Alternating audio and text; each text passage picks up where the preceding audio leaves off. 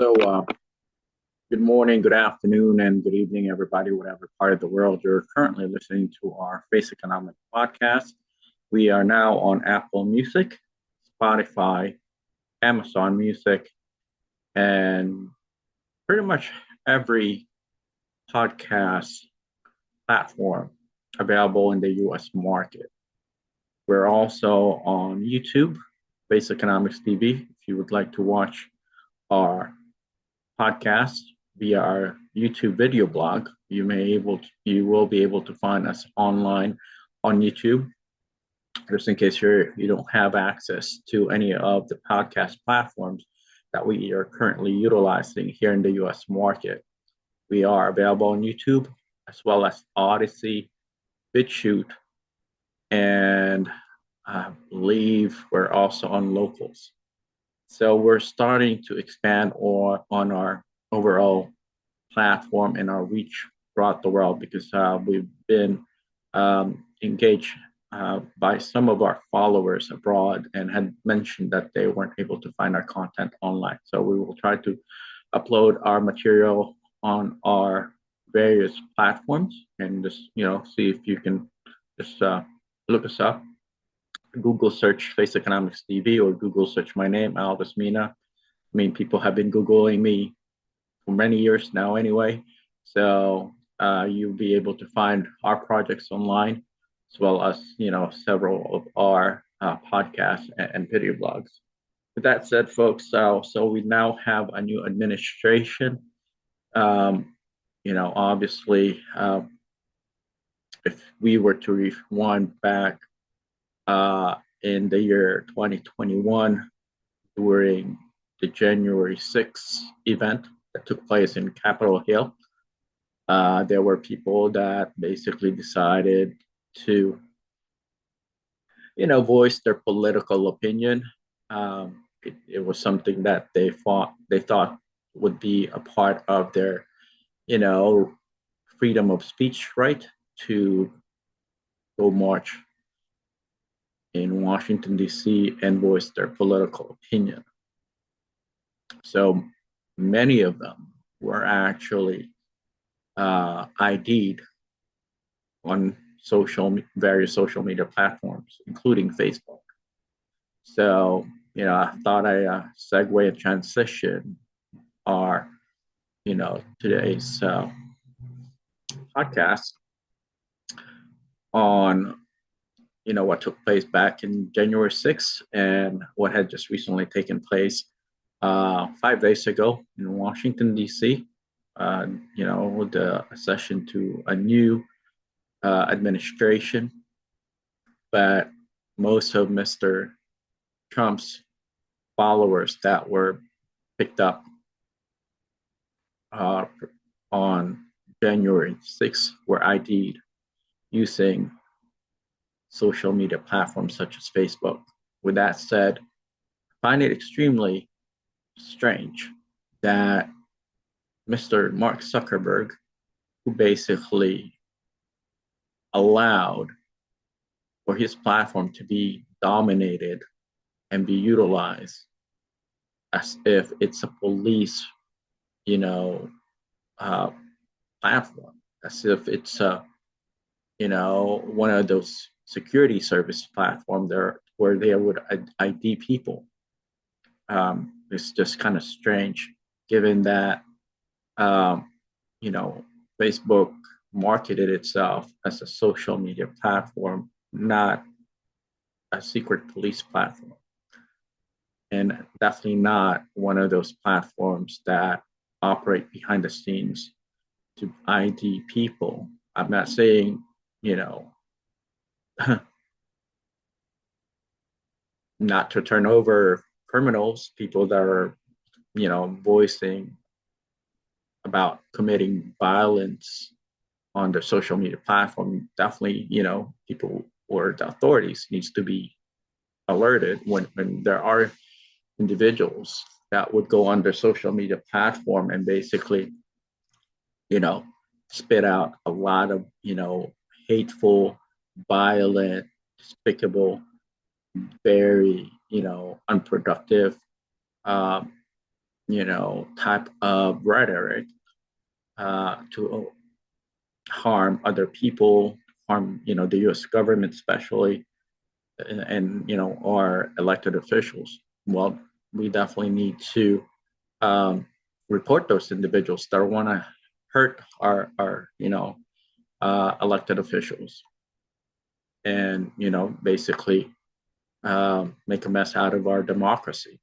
But I think that wasn't the case, though. Now that a lot of the reports and facts are being revealed and they're coming out and they're surfacing, um, it seems as if Facebook violated public trust, violated our human rights and civil rights by operating as if it's a police apparatus. Until to this day, Mark Zuckerberg has yet to be legally held accountable for what's been taking place on his platform for many years. Not just, it wasn't just um, back in January 6th. It's been an ongoing issue with, Facebook and their overall modus operandi, and, you know, the way that they're silencing people, the way that they're removing content that they don't agree with, certain narrative in politics that they don't believe or it's not aligned to their position, or basically either silence or remove. And the problem with that is, freedom of speech is the only guaranteed right um, for dissent in our society. It's the only way for us to, object and review certain policies, certain behaviors, certain, you know, um, practices that are undemocratic. So when we're being silenced and our voice and our right to express ourselves are being muted, then that's a very egregious way of violating our civil and human rights. And on top of that, undermining democracy. So, with that said, folks, I figured, I just kind of reflect a little bit about, this issue with Mr. Zuckerberg. He's actually making billions and billions of dollars utilizing our data as, uh, the public gets on his platform. But it seems as if he's also trying to capture our freedom.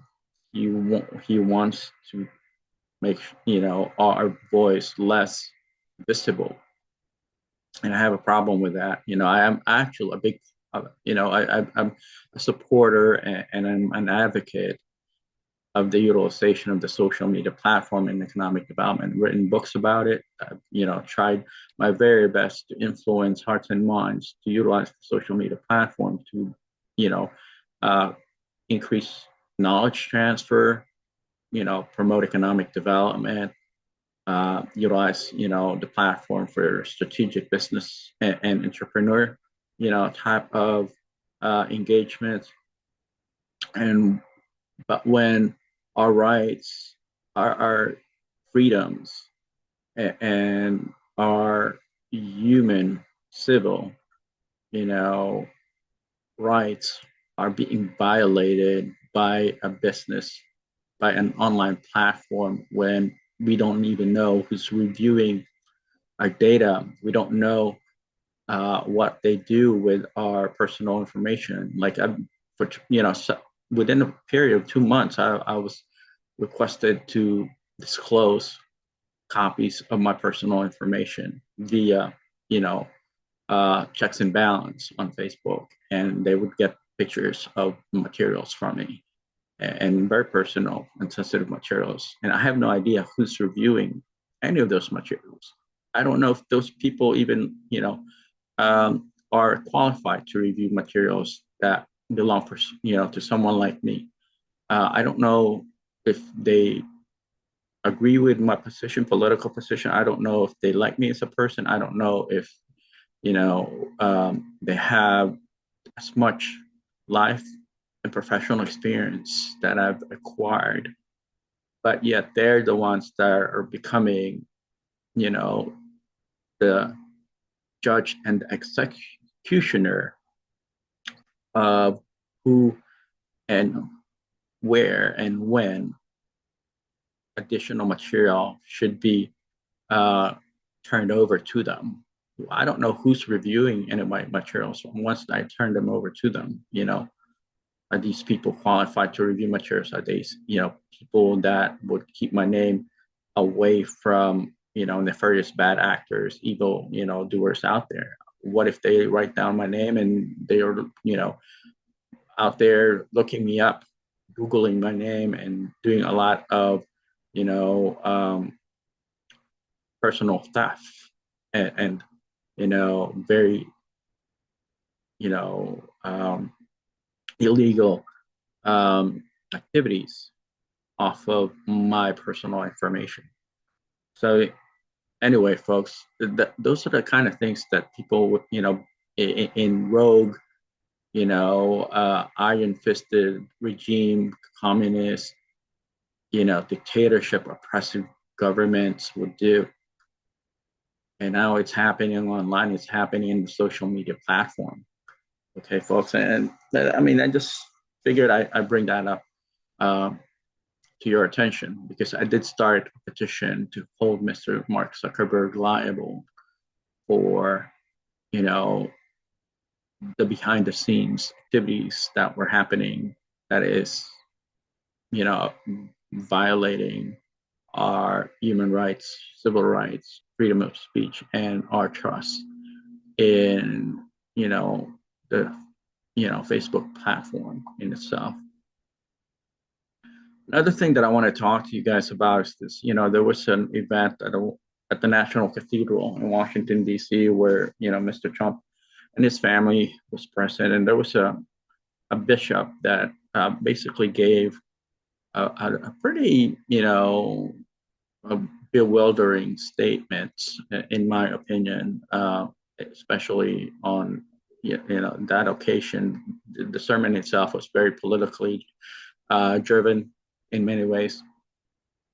And it got me to think because I've actually shared my case, my um, personal case with the Washington National Cathedral, and their officers there have most likely heard of my case, but they never addressed it. They never advocated for justice for me. They've never provided aid, relief to me. But yet, their message about, albeit it was, a very politically driven message, um, wasn't really consistent to what they say, because they've never really practiced what they say, pertaining to my case at least. I've been dealing with various bureaucracies in Washington, D.C., especially within the government.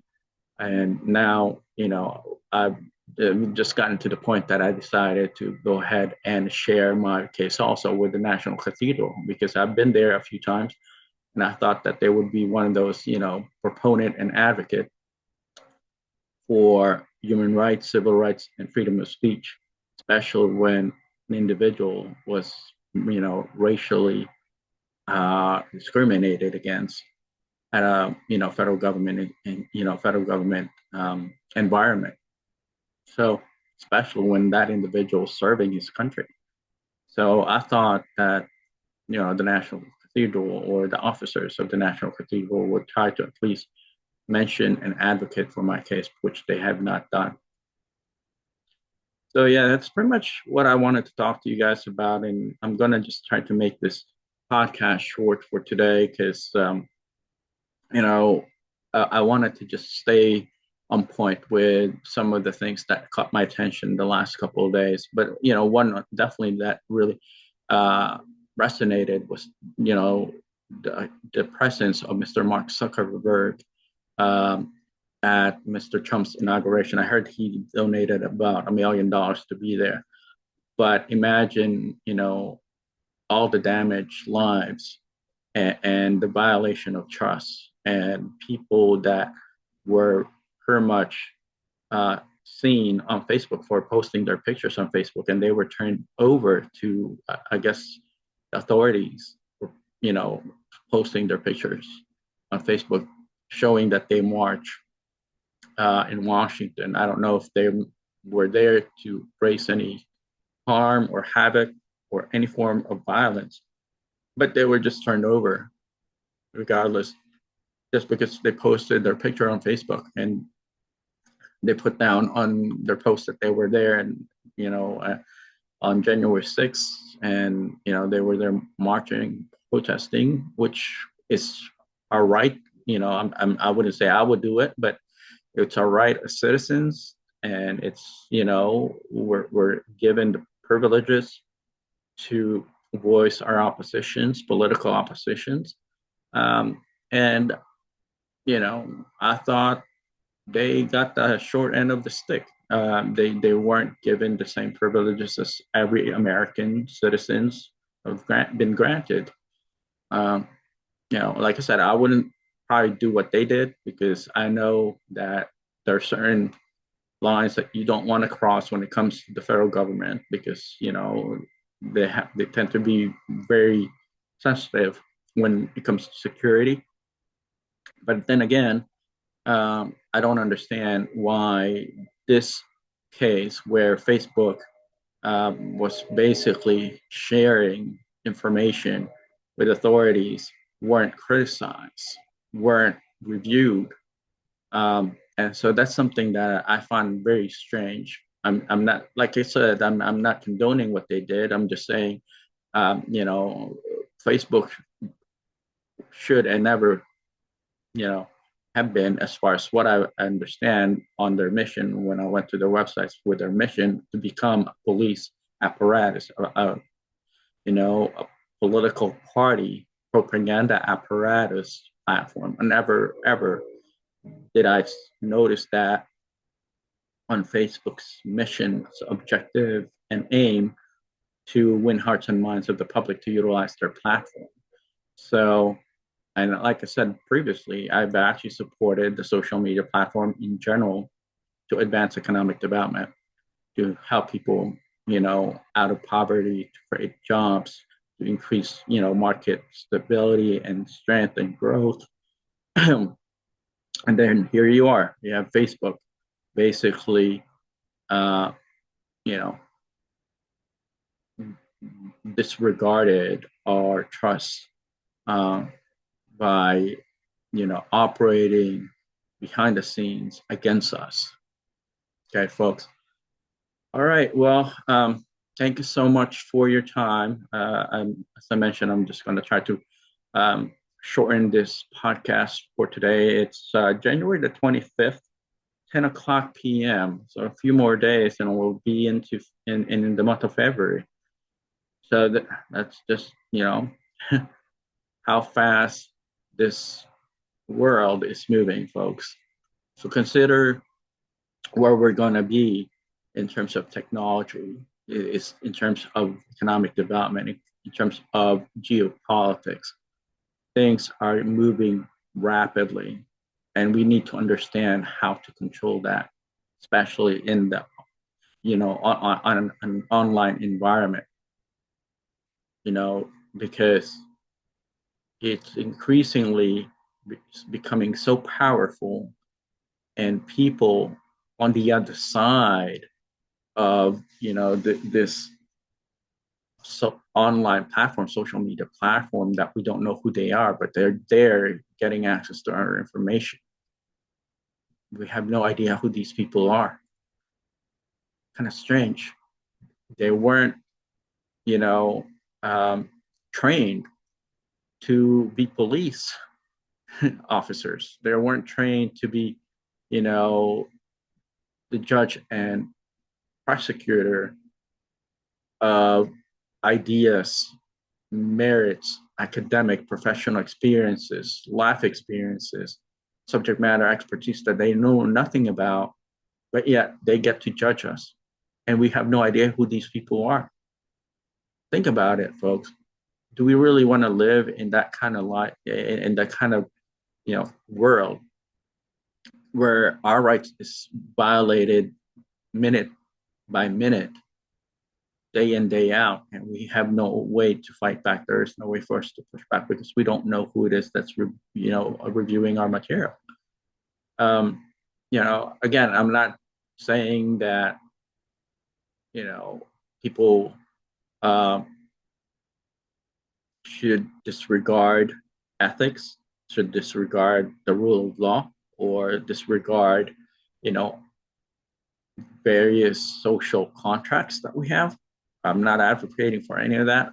What I'm saying is that we need to definitely consider how the social media platform is being managed, especially when there's billions and billions of dollars that revolves around it.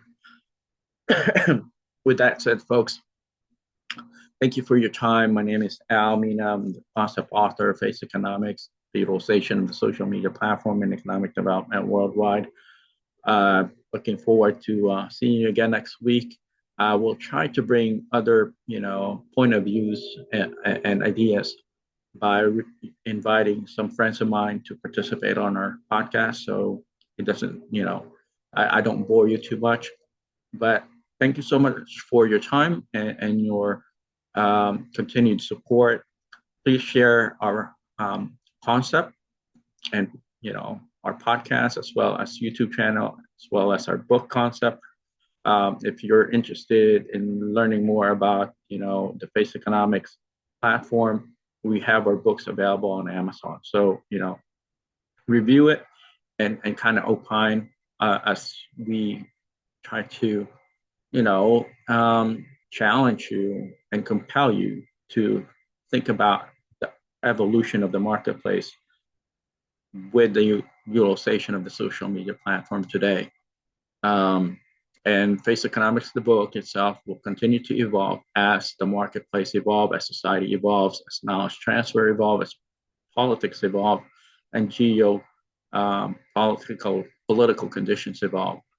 And that's just the reality of today's world. We have to keep up with this pace. Unfortunately, it's moving really, really fast. Do not overwhelm yourself with too much information. Take it little by little. Find a way to decompress and relax and disassociate with the inundation. You're gonna get bogged down by information galore in today's world. Just learn to manage it properly and keep yourself sane and stable. And enjoy the fruits of today's advancements in modern technology. But don't let modern technology take too much advantage of you. This said, thank you for your time. My name is Al Mina. Take care. Bye-bye.